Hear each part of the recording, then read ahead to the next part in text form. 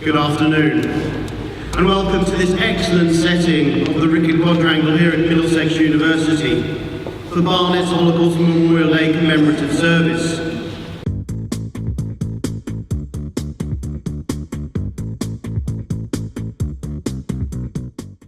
The 27th of January is the day for everyone to remember the millions of people murdered in the Holocaust under Nazi persecution and in subsequent genocides in Cambodia, Rwanda and Bosnia and Darfur. On Holocaust Memorial Day, we honour the survivors of these regimes and challenge ourselves to use the lessons of their experiences to inform our lives today. Yea, though I walk through the valley of the shadow of death, I will fear no evil, for thou art with me. Thy rod and thy staff, they comfort me. Now, take for me presence. Thou anointest my head with oil, my cup runneth over. Surely goodness and mercy shall follow me all the days of my life, and I will dwell in the house of the Lord forever. Holocaust Memorial Day has been taking place in the UK since 2001, and the UK played a leading role in establishing Holocaust Memorial Day as an international day of commemoration in 2000, when 46 governments signed the Stockholm Declaration. The title and theme of this year's event is How Can Life Go On? What is the significance of this? The significance is that every single year the Holocaust Memorial Trust produce a theme that they want to engage young people in. They want people to talk about different aspects. So rather than have the same theme every single year, which like last year, be an upstander, don't be a bystander, which is incredibly important. This year's to get people talking. And it's an incredibly important theme about how life goes on, but how life goes on in the current context of where we are with relation to such things we talked about earlier, such as Holocaust deniers, people who trivialise the Holocaust. Where do we stand in people who are casually racist? And that's what is the whole point of last year was the casual racism. This year is all about asking those searching questions and important questions about how people rebuild their lives, they rebuild their families. And lastly, this year, the Holocaust Memorial Trust teach us about living. And everyone is asked, what can you do to help those who survived genocide, as well as those from persecuted groups, to ensure that life goes on? We commemorate those who were slaughtered. We reflect on the evil that was done and the sheer scale of the murderous conspiracy of the Holocaust. We wonder at the lack of fear of retribution that the murderers had. We wonder at how the Holocaust started. Did it start with an acceptance of low-level anti-Semitic comments and move to stone throwing and then murder, all built up by hysterical populist politicians? Everyone knows about the significance of Holocaust Memorial Day. Could you expand a bit more on this, please? Yes, I will try to. The significance is that we need young people in particular to remember and to note what went on from 1933 to the end of the Second World War, the steady erosion of political rights for Jewish people and for others, trade unionists, socialists and other members of other faiths, leading up to the persecution, the ghettoization and finally the extermination of 6 million Jewish people and many other people as well by the Nazis in the Second World War. But we also remember today that we're honouring the victims of other genocides, those in Cambodia, those of Rwanda, those of Darfur, those of Bosnia and Srebrenica, and possibly those now of Armenia and the Syrian crisis of today. I'd also like to think of Stella Steinbach, a 9-year-old German Sinti, a Romani, a Gypsy. She was the girl in the white headscarf looking out of a cattle truck in the Westerbork camp in Holland.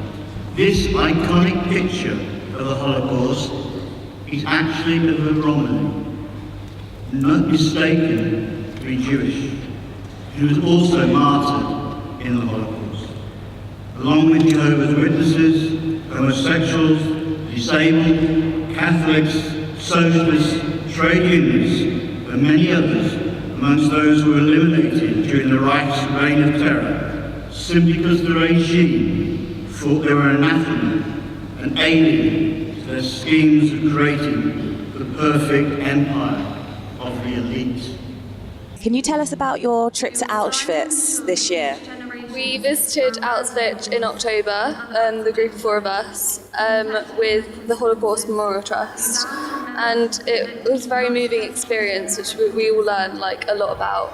And you never expect, we had so much preparation for it, but we never expected what we got from it. It was organised through our school, but we got the opportunity from a teacher, and it was amazing to have so many different schools taking part. We've made so many friends on the programme, and it was just an amazing thing to be part of. We believe that the Holocaust must have a permanent place in our nation's collective memory, and we honour the survivors still with us. We reaffirm our shared goals of mutual understanding and value the sacrifices of those who have risked their lives to protect or rescue victims, as a permanent reminder of the human capacity for good in the face of evil. I've learnt a lot because when we came back, after the trip, because we went just on one day, so it was quite intense, and we spent, for the next couple of weeks, we talked about it a lot together, but it was good to, rethink about it today, because there is a tendency that, not as such forget, but sort of move on with your life, but it's important to always keep it, in the forefront of our minds, because it's still so relevant today.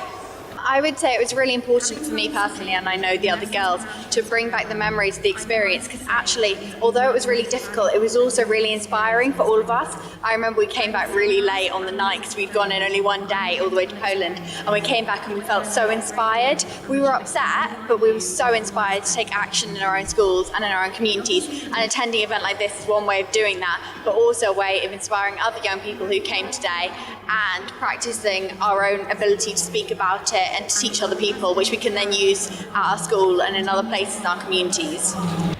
So how can life go on? Life is for living, for everyone. We need to respect difference and diversity. Remembering and commemorating the Holocaust and other genocides is not enough.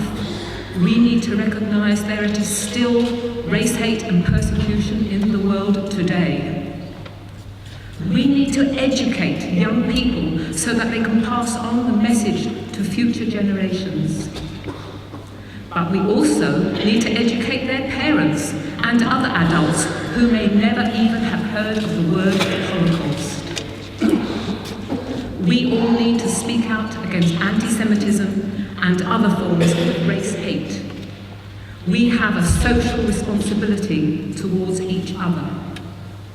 As this is your first Holocaust Memorial Day, how have you found the experience? I found it very moving, particularly listening to Rabbi Mark Goldsmith. An extremely beautiful prayer and a very powerful voice. Wonderful acoustics in the building. It's a wonderful setting, great turnout, and I think sort of multi-faith element of this has been a really positive and helpful statement from Barnet. What can young people learn from today? I think some of the speeches today, they were very famous quotes going back to the principles of if you cannot learn from history, you will be condemned to repeat it. It's George Santayana. I think that's a very poignant and very meaningful thing to remember.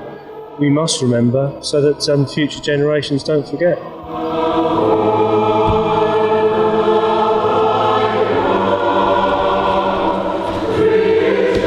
How important is it for the university to be hosting this Memorial Day event today?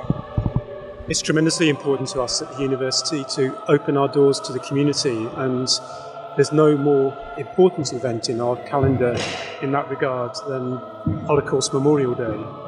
We know that the Holocaust started by burning books written by Jews and critics of the Nazis, and then expelling Jewish professors and students. So in universities, we often feel we have to stand up and stand side by side with the Jewish community in North London who are remembering those awful events of the Second World War, but also remembering how these things tragically have happened again and again. And what we heard today, and why we feel it's so important to provide a platform for these events, is speeches that reminded us that this could happen again, and we have to be alert and on our guard and value our tolerant and peaceful society.